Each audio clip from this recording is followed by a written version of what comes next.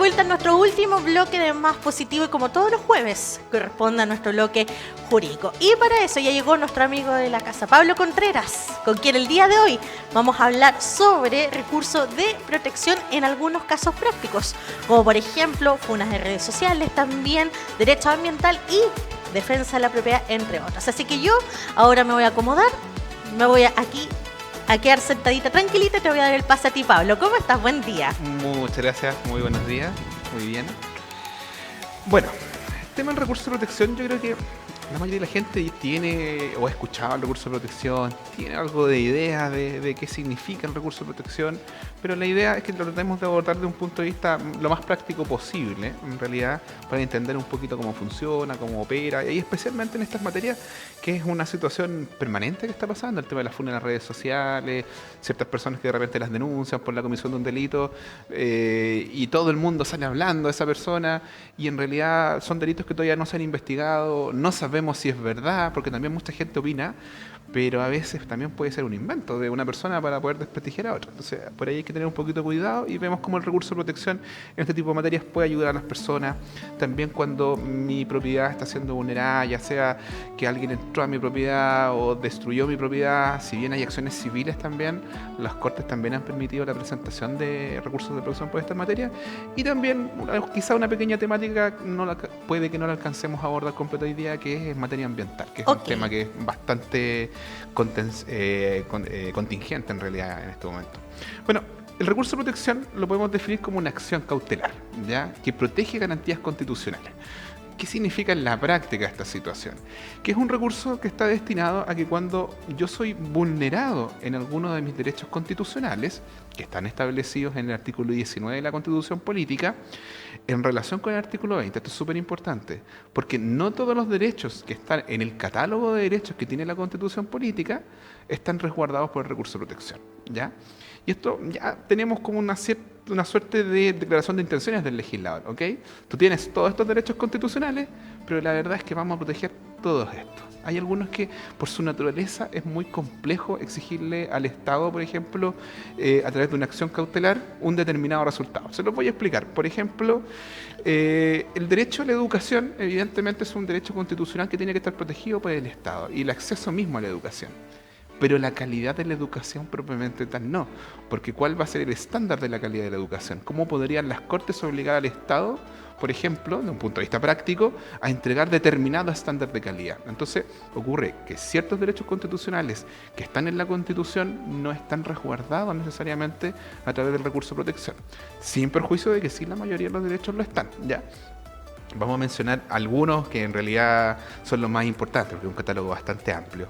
El derecho a la vida, me parece muy evidente, quizá un derecho primordial en realidad, pero cuando hablamos del derecho a la vida también hablamos del derecho a la integridad física y psíquica, no solo a que no me maten, sino que además de resguardar mi integridad. La igualdad ante la ley, es decir, de no ser discriminado, de no ser tratado de una forma diferente respecto de otras personas o grupos de la República. Y este precepto de igualdad ante la ley, que parece ser como más etéreo, claro, hay una ley y en general es para todo igual, pero ocurre que es uno de los derechos más reclamados y que las Cortes tienden a conceder más. De ahí vamos a ver casos prácticos por qué esto puede ser así. Derecho a la propiedad. El derecho madre, que en realidad fue, a pesar de que debiese ser el derecho a la vida, pero en el que existe más jurisprudencia, hay más causas que tratan sobre este tema, es el derecho a la propiedad. Inclusive, muchos derechos que no están resguardados a través del recurso de protección pasan a través del derecho de propiedad. ¿Por qué? Porque las Cortes han reconocido que en el fondo yo puedo tener derecho de propiedad sobre otros derechos. Entonces yo puedo, un derecho que a lo mejor no esté expresamente contemplado en la ley, meterlo dentro de la noción de derecho de propiedad y por ende recurrir igualmente de protección. Inclusive hace años atrás muchos derechos como por ejemplo la protección del medio ambiente eran pasados a través del derecho de propiedad. Entonces es en realidad una materia bastante importante. Incluso derechos de la educación también han sido pasados a través del derecho de la propiedad. Y también tenemos el derecho a vivir en un medio ambiente libre de contaminación, que a diferencia de otros derechos sí establece una situación puntual para hacer recurrible protección, que cuando se trate de un acto u omisión que sea causado por personas o autoridades determinadas.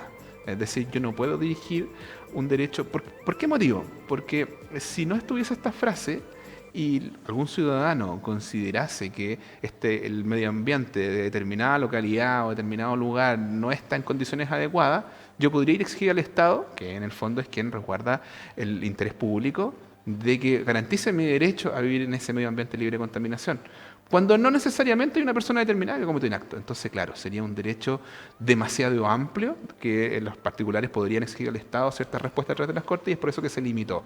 Es decir, cuando se produzca un acto, una omisión arbitraria que vulnere directamente el medio ambiente. Estamos hablando de un hecho contingente, entonces.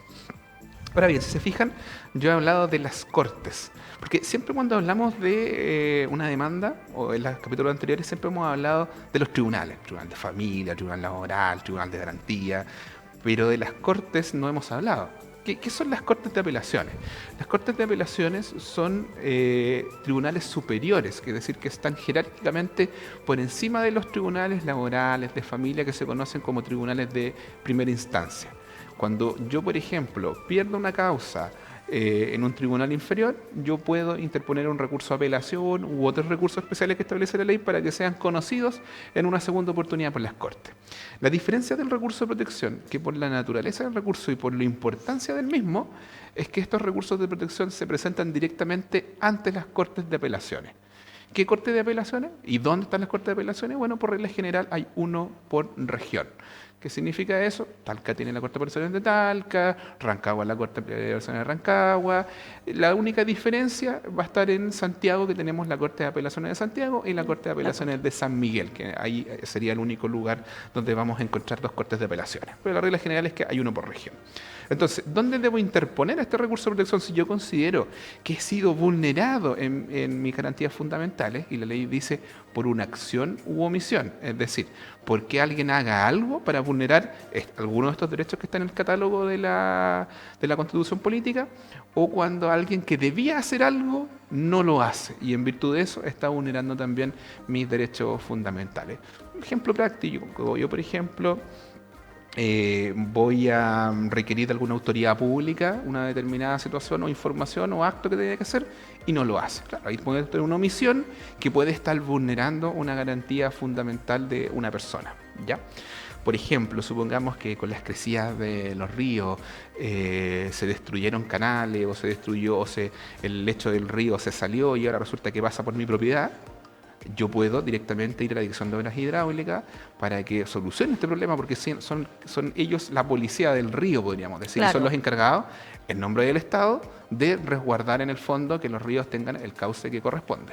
Y supongamos que la Dirección de Obras Hidráulicas no hace nada, yo podría, a través de un recurso de protección, exigir que cumpliera el encargo que tienen en el fondo por ley. Y ahí tendríamos una omisión, es decir, el río no se salió por culpa de la Dirección de Obras Hidráulicas, pero sí se salió por efectos naturales, y si ellos no, bueno, obviamente que hay un procedimiento, esto no es llegar y hacerlo, pero si finalmente ellos no dan respuesta, yo podría ir a la Corte y a través de un recurso de protección exigirles que cumplieran la función para las cuales en el fondo existe el organismo propiamente tal, ¿ya? Entonces, tenemos claro que se trata de una acción o una omisión, y esa acción o omisión además tiene que ser arbitraria o ilegal, ¿ya? ¿Cuál es la diferencia entre arbitrario e ilegal? Ilegal es cuando la ley expresamente dice que esa conducta no está permitida.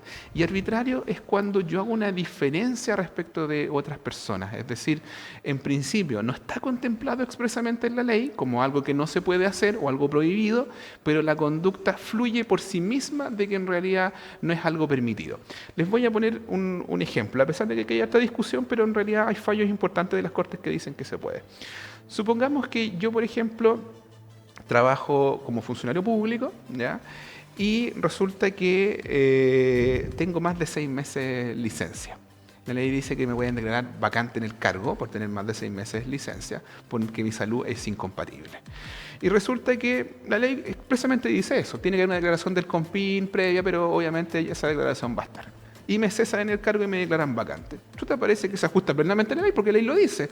Más de 6 meses, declaración del COMPIN, declaración de vacancia, se va de su cargo. Pero resulta que tengo 10 compañeros de trabajo, de los cuales 7 han tenido licencias por más de 6 meses y solo a mí me cesan en mi cargo. ¿Cuál es la diferencia? ¿Puede haber una arbitrariedad? Esa es la arbitrariedad. Cuando yo a una persona, si bien aplico algo que jurídicamente está correcto, no lo hago respecto de otro. Entonces, claro, ahí puede haber una arbitrariedad porque tiene que haber un fundamento de por qué a ti sí y al resto no. Claro. A pesar de que la ley me autoriza expresamente para hacerlo. Pero la arbitrariedad es cuando no hay un fundamento para hacerlo respecto de ti. Es que claro, se tiene que hacer con todos por igual. Es el tema, con los otros 7 tendría que haberse hecho de la misma forma. Y es ahí que el derecho a la igualdad ante la ley cobra mucha relevancia. ¿Te acuerdas que te dije que el derecho a la vida, el derecho a la propiedad, el derecho al medio ambiente, dentro de todo este catálogo, sí, parecen son los más importantes, pero la igualdad es uno de los más usados? Porque la igualdad normalmente tiene que ver con la arbitrariedad. Es decir, yo hago algo permitido por la ley, pero que en principio es discriminatorio o estoy haciendo diferencias respecto del resto. ¿Ya? Entonces, ya tenemos claro que tiene que ser un acto, una omisión. Y tiene que ser ilegal o arbitrario. Con la ilegalidad no hay mucha duda porque algo es expresamente no permitido por la ley. Entonces, cuando me vulnera este derecho, yo puedo recurrir a las Cortes. ¿En qué plazo? ¿En cualquier plazo? No, la ley es muy clara. Son 30 días corridos desde el acto ilegal o arbitrario. Es decir, el día que me pasa, yo tengo estos 30 días corridos. Ojo con eso. Porque normalmente la mayoría de los recursos o los plazos que establece la ley son de días hábiles. Aquí no hay que hasta el día sábado en materia jurídica. En materia jurídica es hasta el día sábado. Siempre le pongo atención. Descontando domingo y festivo. Claro. ¿Ya? Pero aquí no, aquí estamos hablando de 30 días corridos. Ahora, aquí hay una discusión importante con esto, porque puede ocurrir que un determinado acto que es ilegal tenga efectos permanentes. Es decir, no solo es que ese acto, por ejemplo, ilegal me afecta hoy día, sino que afecta mañana, pasado, porque no es un acto único que generó una consecuencia única, sino que es un acto permanente que me impide ejercer un derecho. Y ahí los tribunales han dicho, ojo, que si el acto es permanente de perturbación en el tiempo, el plazo no deja de correr hasta que el acto termina con su efecto. Les voy a poner un ejemplo práctico que tiene que ver con la situación de los migrantes, que es un tema hoy día que a través de recursos de protección tiene bastante importancia. Supongamos que yo emito una orden a través de un ciudadano migrante que ingresó por un paso no habilitado o a través de que entró a través de un paso habilitado pero se le venció su visa para poder estar en el país. Y finalmente ese ciudadano es decretado en la expulsión, ¿ya? Si pasan más de 30 días uno podría decir, chuta, nada que hacer, pues si ya pasaron los 30 días y por ende ya no puedo recurrir a través de un recurso de protección. La jurisprudencia de las Cortes, las jurisprudencias son los fallos permanentes que han tenido los tribunales, que no es unánime, hay que ir para todos los justos, pero han mencionado que en realidad eso es un acto de efecto permanente. ¿Por qué? Porque la expulsión es un hecho que mientras no se concrete está todavía latente de que esto ocurra. Por ende, ese acto de expulsión, independiente que hayan pasado más de 30 días, las Cortes han dicho, igualmente usted puede reclamarlo. ¿Por qué? Porque todavía no se ha ejecutado. Cuando se ejecuta, usted te va a tener 30 días. Claro, es medio extraño porque ya va a estar siendo expulsado. Pero como todavía no se ha ejecutado, usted todavía puede presentarlo aunque quiera en el día 50, mientras no se haya terminado los efectos de ese acto. ¿Ya? Entonces, no todos los actos necesariamente vulneratorios tienen que haber pasado 30 días, podrían ser más de 30 días, pero obviamente ahí entramos a la discrecionalidad también, si este acto es de efectos permanentes o no. Entonces, la recomendación a las personas que quieren interponer un recurso de protección es que sea dentro de estos 30 días. Por ejemplo, en el caso de las funas, ¿cuándo podría uno decir que un acto es de carácter permanente? Supongamos que a mí me publican, no sé, en Facebook, que, no sé, soy una persona agresiva, que le pegué a Juanito y muestran un video, a lo mejor tergiversando una determinada situación, y dicen, no, Pablo es un agresor, le pega a los niños, qué sé yo, da lo mismo. La cosa es que me publican el 1 de marzo. ¿Ya? Pero hasta la fecha de hoy, ese video o esa publicación sigue en redes sociales. ¿Podría yo hoy día interponer un recurso de protección? Si bien pasaron más de 30 días, la verdad es que en principio sí, a través de la teoría del efecto permanente. Porque mientras se mantengan redes sociales, se sigue generando la vulneración. Claro, las consecuencias tú las sigues sufriendo por el hecho de que la evidencia sigue estando a mi vida privada, a mi integridad psicológica, por ende, ese acto se mantiene. Tu vida laboral también, porque ese tipo de funas a veces también. A veces cuando sí, son, por ejemplo, por abuso, muchas veces también eso te afecta en otros Ojo que hay personas que han perdido su trabajo. Y por resulta eso. que finalmente son declarados inocentes del tema. Entonces, a veces este escarmiento social puede ser más grave incluso que el mismo proceso penal, que en principio es un proceso público al que las personas pueden participar, pueden escuchar, sin embargo no se publica obviamente en redes sociales y son los comentarios finalmente de la gente los que terminan calificando a una persona como culpable, que perfectamente podría ser inocente. Ya, entonces tenemos claro que tenemos 30 días, hay una discusión, pero en principio la gente siempre le recomiendo igualmente inténtelo dentro de los 30 días, aunque por sea favor. de efectos permanentes, ¿ya? El tribunal competente, ¿cuál va a ser? Las Cortes de Apelaciones del domicilio domicilio, en este caso la persona que está siendo vulnerada. Es decir, si vive en la región del Maule, será la Corte de Apelaciones de Talca. ¿Ya? La pregunta es, ¿puede presentarlo cualquier persona? ¿Se requiere de abogado para presentar un recurso de protección? No se requiere de abogado para presentar un recurso de protección, lo puede presentar cualquier persona. ¿Lo puede como persona natural afectada entonces también a la Corte? Efectivamente. Y lo puede presentar incluso cualquiera en beneficio de otro. ¿puede ir un familiar, alguien Efectivamente, así? presentarlo Mira. en beneficio de una tercera persona. Ahora, lo que hay que tener claro es que igual el recurso de protección, con los años, obviamente cuando esta institución fue creada no fue así, se ha ido complejizando. Es decir, tanto en los fallos de las Cortes como aquello que yo podría presentar un recurso de protección. Entonces, eso ha hecho que en realidad en el 99% de los casos los recursos son presentados por abogados porque requieren de ciertos formalismos, de ciertas técnicas jurídicas que en realidad... Que ustedes entienden, básicamente. Normalmente lo entiende un abogado. Insisto, sin perjuicio de que lo puede presentar cualquier persona. ¿Ya? ¿Cómo se presenta? Bueno, la verdad es que la regla general, hoy por hoy, respecto de todos los procedimientos judiciales, es que se deben presentar a través de una plataforma electrónica que es la Oficina Judicial Virtual. Sin perjuicio, que en materia de recursos de protección, en principio, una persona podría ir directamente a la Corte de Apelaciones y presentar por escrito su recurso de protección y debiesen acogerle y igualmente tramitarlo por parte de la Corte, dada la naturaleza de lo que se está discutiendo. ¿Ya? Entonces, tenemos claro, no se requiere un abogado. Ahora, ¿por qué yo les recomiendo el abogado? Aparte de lo que conversamos, porque aquí existe algo muy importante. El recurso de protección, una vez que ingresa a la Corte lo primero que tiene que hacer es un examen de admisibilidad formal. ¿De qué formalidad estamos hablando? Primero, de que se ha presentado, esté claro quién es la persona que se está sufriendo este acto o omisión ilegal o arbitrario, que sea dirigido contra alguien. O sea, no puede decir presente un recurso de protección en favor de Juanito, pero no lo dirijo en contra de nadie. Tiene que haber alguien que está haciendo este acto o omisión ilegal o arbitrario, que puede ser no necesariamente una persona natural, puede ser una persona jurídica, puede ser una entidad del Estado, ¿ya? Y además que contenga hechos concretos. O sea, yo no puedo decir solamente vengo a interponer un recurso de protección en favor de alguien, en contra de alguien, pero tengo que explicar por qué. Y cuál es el acto, en el fondo, que yo estoy reclamando y en virtud de qué fecha y de por qué yo estoy computando el plazo. Un ejemplo muy práctico respecto a los plazos. Supongamos que este es un acto no de efecto permanente, que genera un hecho continuo, pero resulta que es un acto administrativo que me está produciendo en este caso un efecto adverso. Entonces, ¿qué ocurre? Que el acto administrativo puede haberse generado el 1 de marzo. Estamos a 20 y tantos de abril. ¿Podría yo recurrir? Sí, porque hay que ver cuándo me lo notificaron. Porque los actos administrativos generan efectos desde la fecha en que son notificados, en este caso, a los administrados, que son las personas. Entonces, lo relevante no es la fecha del acto, lo relevante es la fecha en que ese acto me fue comunicado. Entonces, ahí también hay que tener, eso es súper importante. Y finalmente, peticiones concretas a la Corte. ¿Qué le estoy pidiendo yo a la Corte?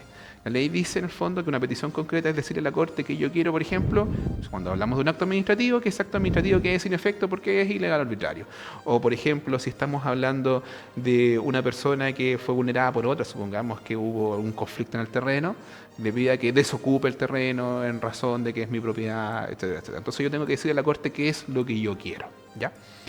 ¿Hay algún límite de lo que yo le puedo pedir a la Corte? En principio la ley no señala un límite.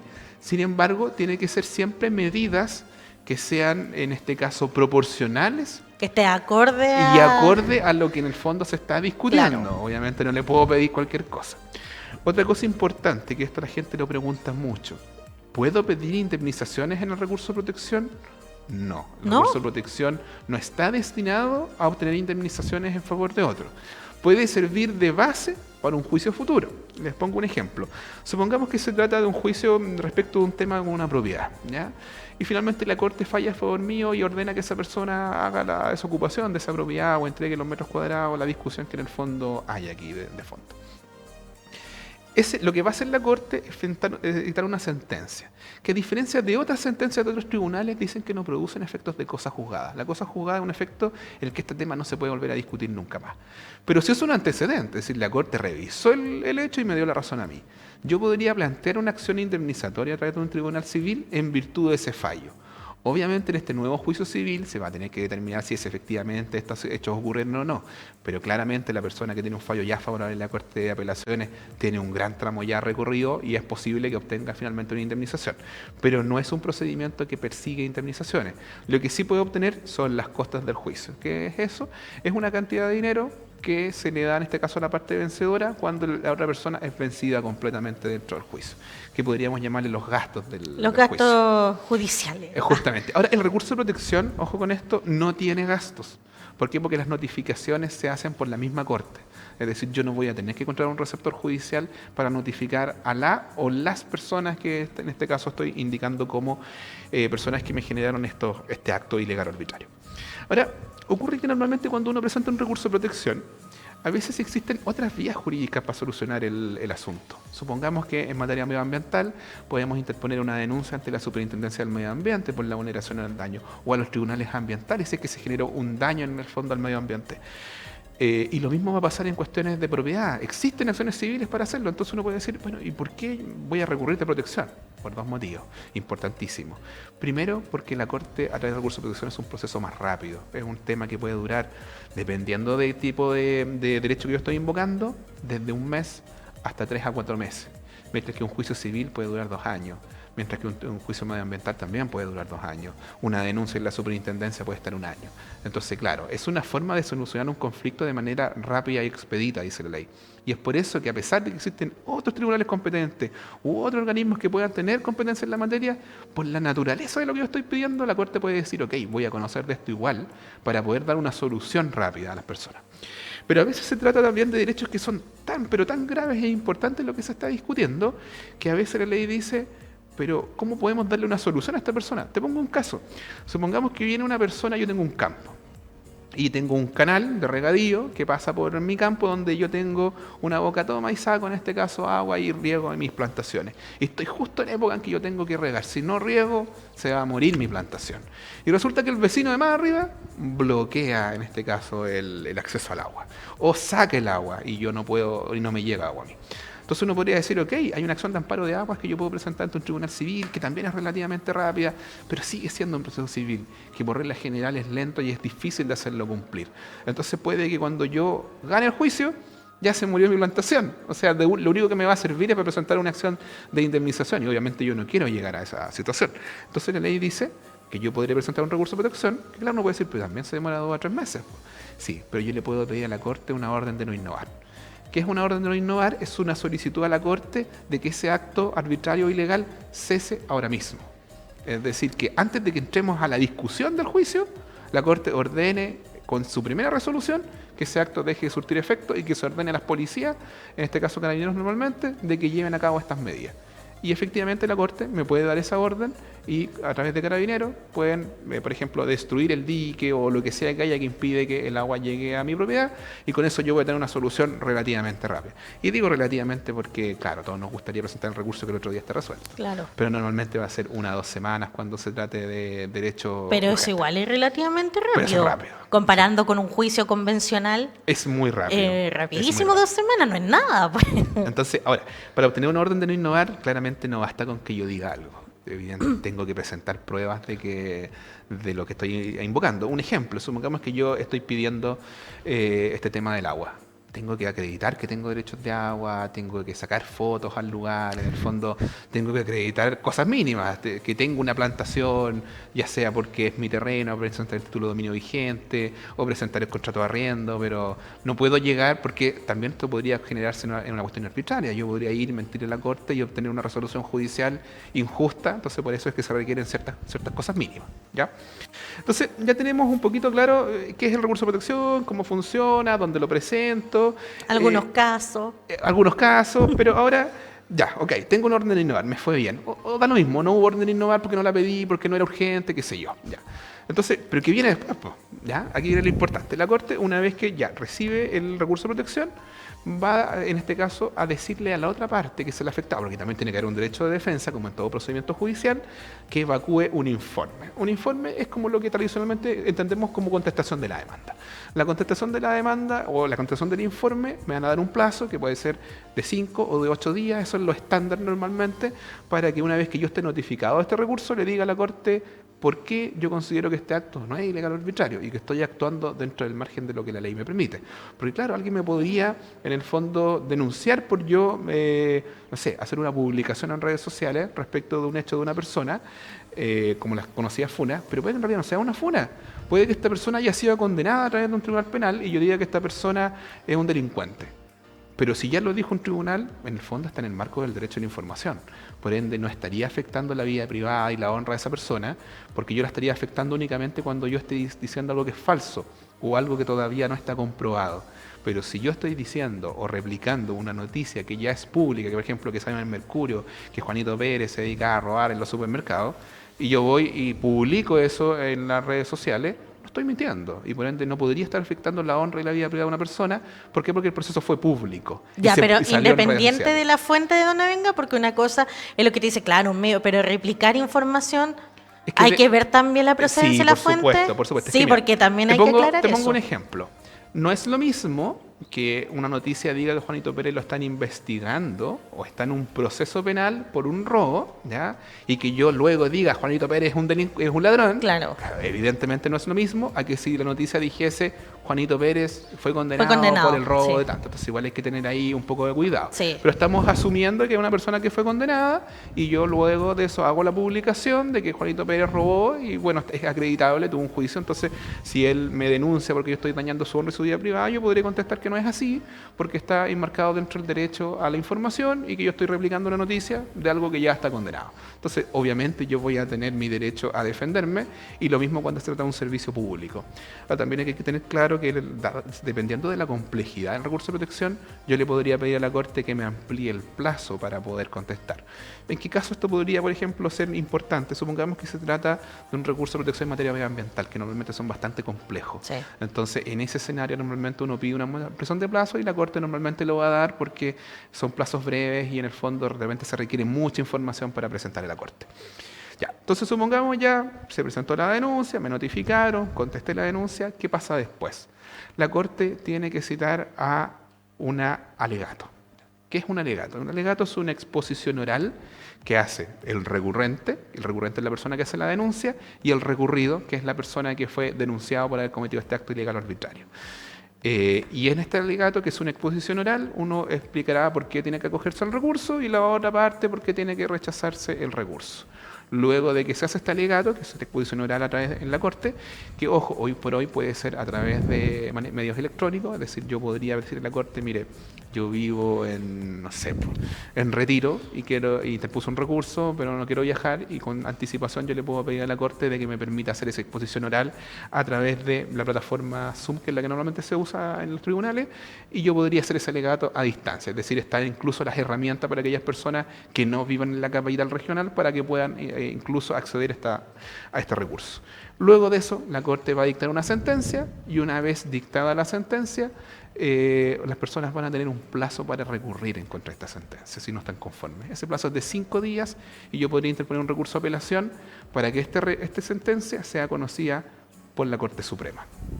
Bueno, me parece que todavía nos queda harto, pero nos queda poco tiempo. Entonces, yo creo que como siempre vamos a tener que dejarlo para una segunda parte. Una parte 2. Usted siempre viene muy preparado, Pablo. Pero está bien. O soy muy bueno para hablar. No, pero está bien, pues esa es la idea, que la gente pueda resolver todas sus dudas. Así que, ¿qué es lo que vamos a dejar pendiente para la próxima semana? Como para hacerle un avance, aquí, un spoiler. Los casos más concretos. Funa en redes sociales, ¿ya? En qué caso se puede presentar, cómo se presenta, casos típicos que han ocurrido y en el fondo para qué me sirve, o sea, qué es lo que va a decir la Corte al final del día. Perfecto. ¿Ya? Porque ojo, ese tema es muy importante. Casos prácticos de si mi propiedad es afectada, puedo recurrir a un recurso de protección, en qué caso, y situaciones muy especiales porque no todo se puede recurrir. Y derecho del medio ambiente, casos prácticos también, y cuando yo, como una persona común y corriente, podría denunciar a una empresa y recurrir de protección. Perfecto. Listo, entonces, quedamos pendientes para la parte 2, que se viene la próxima semana, porque no es llegar y funar, como decíamos.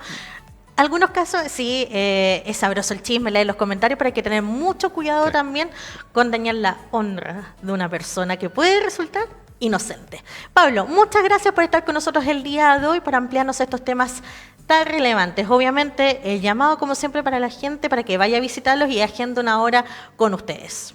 Bueno, ahí aparece la página web, que es www.jurismable.cl. Nuestra página, lo primero que se les va a desplegar, nuestro WhatsApp, número de teléfono, correo electrónico, nos pueden contactar por cualquiera de estos medios y ahí pueden agendar una hora. Una recomendación es que si bien también está la dirección, pidan una hora primero, no vayan directamente por un tema de que a veces no tenemos capacidad para atender a la gente. Entonces lo mejor es que lo pidan con anticipación y esa entrevista es gratuita, no exponen su caso y ahí podemos hacerles un presupuesto. Perfecto. Listo, de esta forma 12:17, ni más ni menos, comenzamos a despedirnos. Muchas gracias por su sintonía, por acompañarnos en nuestro matinal. Adivinen, los invito a continuar con la programación de Canal 30 y si nos extraña junto a Mati, no se preocupe, porque a las 14 se encuentra con él en las noticias de Voz Regional y a las 10 se encuentra junto a mí en Mujeres en Sintonía. De ahí continúa la repetición del matinal y, por supuesto, nuestra edición central de Voz Regional. Que tengan excelente día. Chao, chao, nos vemos más tarde.